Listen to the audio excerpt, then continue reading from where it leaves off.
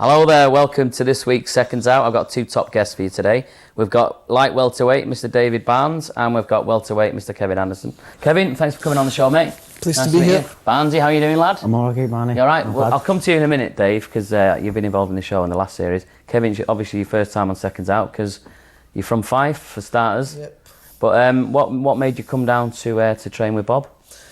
It was one of Bob's guys beating me that done the job. I mean, we're up out the way. We're not in a big city like Manchester. I mean, we're out the way in Fife, or not in one of the cities. So after getting beat, it was about coming out the comfort zone and making a move. And the best guy to come down and see was Bob, the man who masterminded my defeat. So we came down, got working together, and we gelled, and we've never looked back the last couple of fights. Dave, what did he say? I'm only kidding. Yeah, it was a good fight against Ali Numbembe, wasn't it? Yeah, a real tough one. I mean, I thought I was doing good at the start, then I got cut up here and it just changed the fight, and he started coming strong at the end. So have you moved down here then with your missus and everything? Just now, we come down a few months before the fight, but hopefully next time, the next visit, we'll have a place of our own so we could make it our home and settle down here and get that bit better. Oh, that's good. It's a good place, isn't it? I mean, we're always talking about Manchester on this show, obviously, because it's Channel M, but it is a good place for boxing, isn't it? Oh, definitely. I mean, like I say, we're out the way for everything back home, so down here, I mean, every 10-15 minutes there's a professional gym here. And Fife, it's near the sea, isn't it? It's nice up there, isn't it? Yeah, we're just a small village. Yeah, like I say, we're away from the cities, Glasgow, Edinburgh, etc. And it's not a big thing, the professional boxing. So to come down here, it was a big eye opener, and it's going to do my career the world of good. You've give up Fife for Open Shore. Yeah, we've given it up. I'm not slagging Open Shore. Dave, what can you tell us about this fella? Because I know that you did some sparring with him this afternoon. We come down and film that. And obviously your mates as well, so when you're sparring, you never really go hell for leather, do you? No, I think sparring is a good learning curve for both of us, because we've both got different styles. And it's hard because it's like, I've got a difficult style and he's got a difficult style. He's a come-forward fighter and he's a thinking fighter as well, where I'm a counter-puncher. And I like doing things the easy way. Don't let you, so it's very good. It's good starting, and especially when you're fighting as well. You're fighting the same shows and all that. It's a good experience for both of us. Yeah, because you're both fighting a week on Friday, aren't you? Yeah, I can't wait. Where's that at? It's back home. It's away in the west, over Glasgow way. I think it's Irvine, eh? So it's not in my hometown, which is a pity, because I could keep the Lonsdale belt after this one, so it would have been nice to get in front of my home fans, but we've got to go a little bit, but it's only an hour or so, but should have a good support there. Be easier for your fans than for Dave's, though, won't it? Well, that's it. Now, have you always been light welterweight, Dave? Because no, I've come down from welterweight down to light welter. Right. What did you have to lose for that? £7. £7. Was that your decision, or does Bob decide to do this with you, or what? It was my decision. I was making welterweight too easy before I went to Bob's gym. Yeah. And I always knew it was a light welter, but I stuck at welterweight and won the welterweight title outright. Yeah. And after I got beat, I'm thinking, I'm boxing a lot bigger lads than me, so I thought I better come down a weight. So I come down a weight, and it's better for me in the day. Obviously, it's normal for you two to spar, like we just seen there, but is it weird sometimes? I've seen you sparring with like Nilsson and people like that, you know, these like big lads. Is that a bit? Does that help you out? It does help you out because they're strong out. They've got the weight like 3 stone on you, so really it pushes you a bit more and it gets you the strength. Well, Matt Nelson is very strong. Yeah, he is. I don't think he's not a big puncher, but he's very strong mentally and physically strong. So you've got to use your technique and use your head when you're sparring. Him and Chris Bacon used to have some good spars, didn't they? They did, yeah. You don't want to get in the middle of that. No, not a chance. Bacon's a very tough kid, no, isn't he? Yeah. So Kevin, he's well known, Bob, around these parts for his training. He's a top bloke, we all know that. He's funny and you can have the banter with him, but you don't have to work you, does he? Oh, he's a tough coach. I mean, my buddy's been to hell and back many times from I came down here, but it'll bring the best out of me and it'll do me the world of good. But that's how we're going to make the move down here and stay permanently, so we could work. It's not like starting from scratch when we come back down for a fight. We could keep ticking over between fights and working and learning more together, and we'll get better. And your missus is soon to have a baby as well, isn't she? Another baby due in early December, so this fight we've got to win this to keep the belt and get out of the way. So there's a lot of things happening for the end of the year, so hopefully it's going to be a good Christmas. Yeah, and your baby will be a Mancunian. Yeah, well, maybe not. I think we'll go back home for that part. Yeah. Dave, quick word on our buddy who lost last week, Gomez. But they're both mates of yours, aren't they? You're mates with Carl as well. Yeah, they're both mates of mine, but I think the right decision was made when the fight got stopped, because Gomez got hurt and he got back up and he got hurt again and he wobbled a bit, and Mickey Van made the right decision. I'd have to disagree, but that's what boxing's all about, opinions, isn't definitely. it? I think Gomez is trained for them sort of fights, and I think... He's had a lot of wars. Yeah. Where Mickey Van knows a lot of wars, and the day when he wobbled again off a punch, which wasn't a big punch, he just got caught and he wobbled again. You've got to give Mickey Van, he took his chance to stop the fight, which I think was a good stop. Yeah, he's done it for the good of the fighter. He's not done so it he can carry on. Of course, yeah. So he don't get a good beating. I still think it was quite close to the end of the round, and we could have seen how he was in the corner. Only 2 seconds. Was it 2 seconds or 3 seconds? Exactly. Yeah. Maybe he could let it go on. Listen, lads, Kevin, I don't know if you've seen the show before, but sometimes we catch up with a legend. Dave, I know you watch Seconds Out all the time, don't you? On the internet. All the time on the internet. Just to see me. I caught with George Chuvalo, the man who went toe-to-toe with Muhammad Ali. Here he is.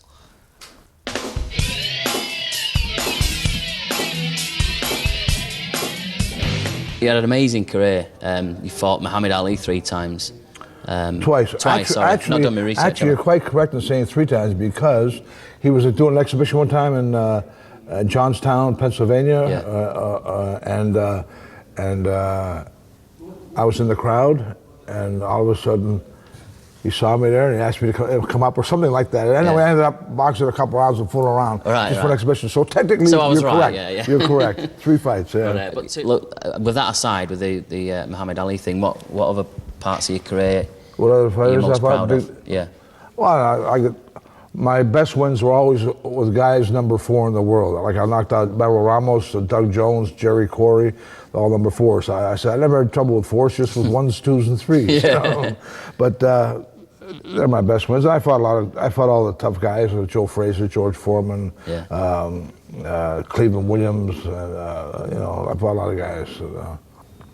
The heavyweight division is unexciting today. When we had Mike Tyson, you had Muhammad Ali, you had Joe Frazier, you had Sonny Liston, you had George Foreman.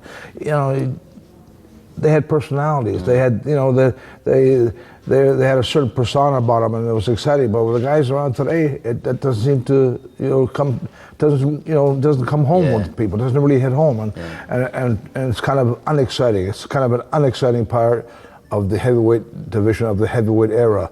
Certainly a far cry from the golden era, as they say, back in the 60s and 70s. I believe you're involved in a few charity organisations back home as well. Well, I have an organisation called Fight Against Drugs, and I go around the country speaking about drugs, and my agenda is essentially preventive medicine, although I do talk to people already in rehab, or young people in jail, young people in group homes and so on.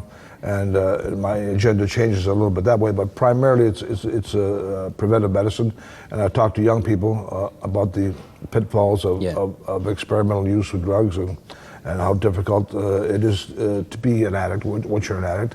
And I talk about the experiences of my own family, of 3 of my sons who died because they were heroin addicts, and my wife who committed suicide after the loss of our 2nd son, and how god-awful it is to be part of something like that, how god-awful it is to become an addict, and how easily seduced young people are by drugs and by kind of, the feeling that it's cool to do drugs, and drugs and somehow be normal, and you do drugs somehow carry on business as usual. And that's a load of bunk. I mean, that's amazing that after everything you've been through, you're willing to go out there and help kids that you don't know, but just I don't know what else. I don't know what else I could do to make myself feel worthwhile. If all that craziness happened to my family and I couldn't kind of pass on my so-called information or what I feel about drugs to young people, help young people hopefully make the right choices at the most important time in their lives, then no use me being around. I mean, I'm going to be 70 years old next week, and I like to think that in my later years that I can still do something that would help young people. Yeah. And it would be like, if I do that, it's like my children didn't die in vain.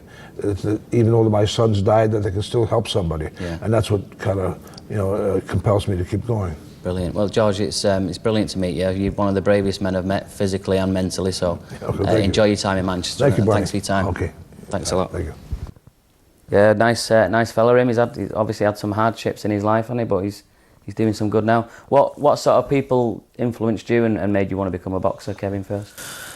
I've never ever been a big boxing fan where I follow it every week and things. I used to watch Oscar De La Hoya when he was holding all the titles and used to think that was great, and if I was going to be like anybody or want to look up to anybody, he was the man. Yeah.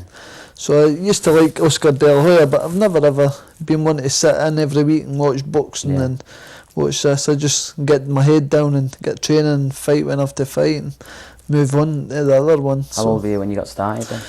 I was 11 when I had my first amateur fight, Had quite a lot. I think I had about 150, 160 amateur fights and decided to go pro once they brought the computer and things out. It didn't suit me with the style and things, and I lost a few bad decisions and it was time to turn over. Yeah. What sort of amateur career did you have, Dave? I had about 100 fights, 120 fights. It was quite, boxing in the army, it's quite a good amateur career. Like. You boxed in the army as well? Yeah. Because you went missing, didn't you, off the radar for a little while, and now you're back on the scene again. You just take a bit of time out? I took time out, to regroup. Yeah, regroup. Regroup. Yeah. And I thought I'd look at boxing for a bit, and because I've been in it a long time, so I've been in it since the age of 8, so it's like you get a bit bored of it, and when you lose the love for it and the passion for it, there's no point in fighting anymore because you can get hurt. Of course, yeah. But now you've got the passion back again, have you? Passion's back without doubt. Yeah. And you're in shape again, and it's all looking good. You've won your last 2 or 3, is it? Won my last 3. Yeah. Last 4, sorry. Because I moved camps. Since I moved camps and moved to Bob's, everyone said, "Oh, I'm a lazy trainer and I don't train hard and stuff like that." But why have we gone Bob's? Bob's is a very easy camp. You can't be lazy there, can you? It's too easy at Bob's, isn't it? Yeah. That's what the saying is, isn't You're it? walking in there all sat there with champagne and stuff. That's what it is, yeah. Caviar. It's just too easy at Bob's. But I've gone there and I've just kick-started my career again, which is it's better for me. Yeah. And plus the sparring partners and all that, it's mint. It's good. Kevin, you've had some top fights in your career, and one that springs to mind is you beat Eamon McGee quite recently. That was a good fight, and it was a good name to have in your CV as well. It's a great name to have, like especially when he's fought Ricky Hatton and he'd done First a good one to fight. fall, Hatton won it. Well, that's it, and it made me look good when I put him down in the 11th round. So that was a good name on my. That was a great fight at that stage in my career to get his name on my card and move on for that. And you've also beat Young Mutley, which beat one of our lads. Young Mutley was fight of the year. I mean, I don't want too much fights of the year if that's what you're going to do to get it. But that was another learning curve. I went through there and I managed to come back from some tough times and get the win and came away with another title. So how old are you now? I'm only 24. I mean, I've got plenty of time on guys to catch them up. I'm still learning, and especially now I've came down to Bob's and I'm sparring with guys like David Barnes and things, and Alan and Bemba who defeated me. So it will only bring me on, and we'll get better. Because his name does pop up a lot, before he come down, Dave, doesn't it? Seems like he's been around for ages. It does, but he's only young, isn't he? Yeah. Yeah. I've got older teacups. Yeah, it's good for him because he's come down here. It makes the whole gym better because you get better inspiring. So it's good. Yeah, it's good for all of us. Right, let's going to take a break now, lads. I don't know if you know this, if you've been watching the first few shows, but you've got a bit of a canvas to draw on, and I've heard that Kevin's a really good artist, so you'll have to go and draw something now on the canvas that we're going to auction off for charity. We'll be back in a couple of minutes to see the masterpieces. Don't go away.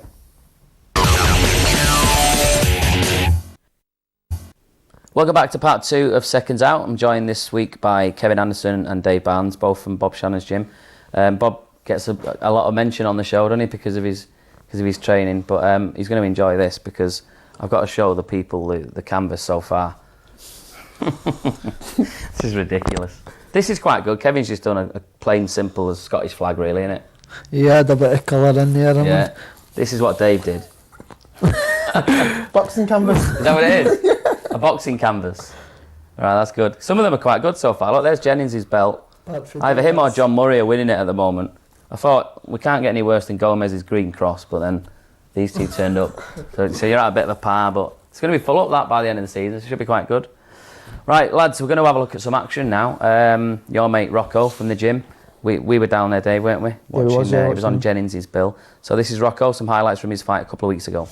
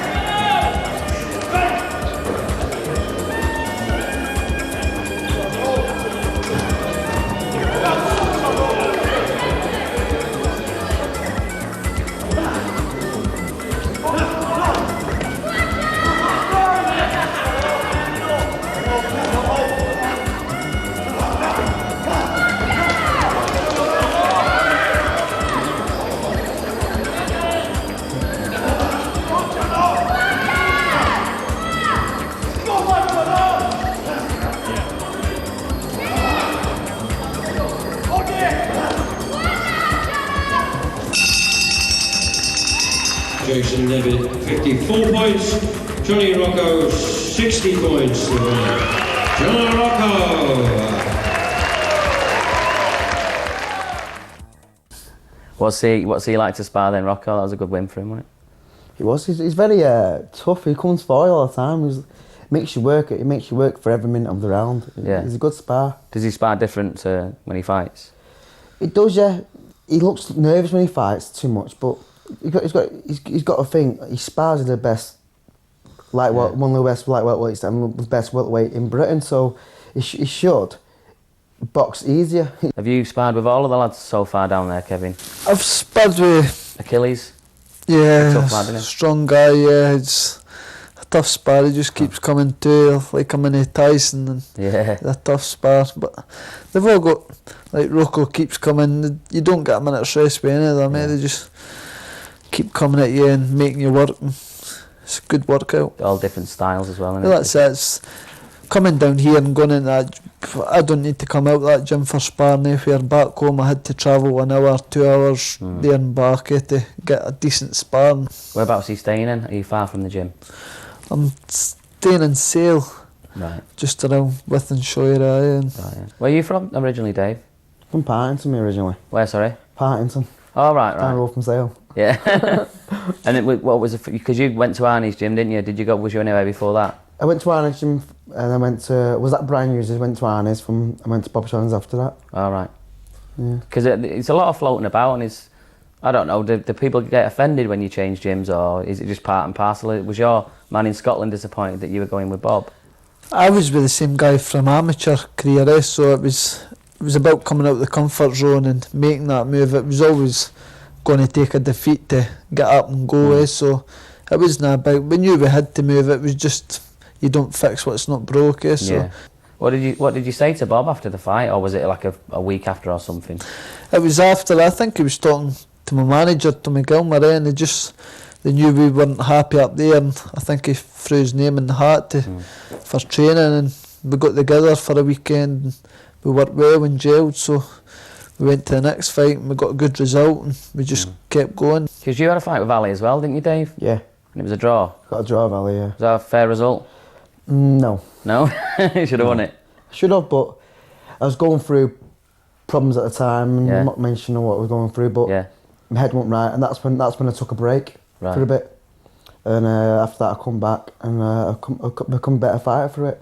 Yeah, but you still only lost one. You know, you sounds like you've got a bad record. You got a really good record.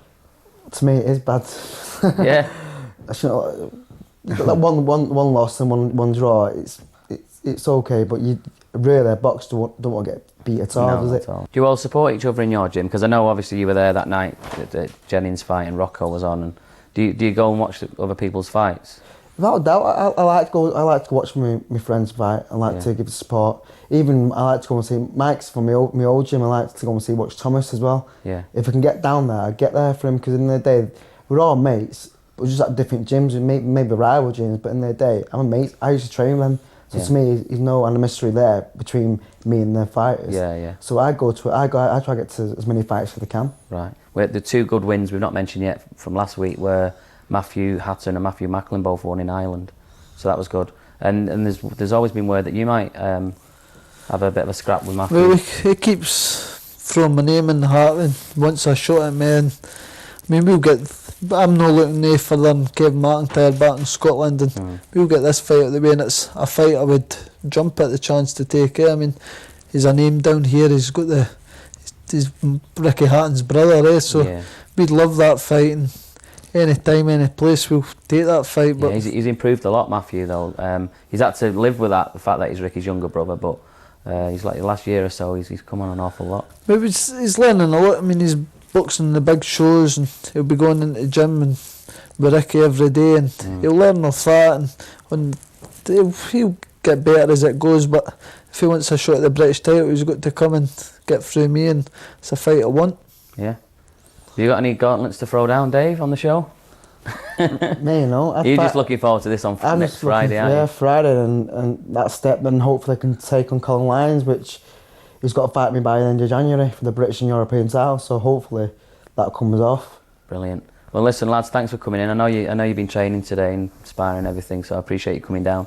Hope you've enjoyed yourselves, and you have to watch out for the show now, Kevin, now that you're a we'll be adopted Manc. Right, that's it for me for this week. I'll see you again next week on Seconds Out. See you soon.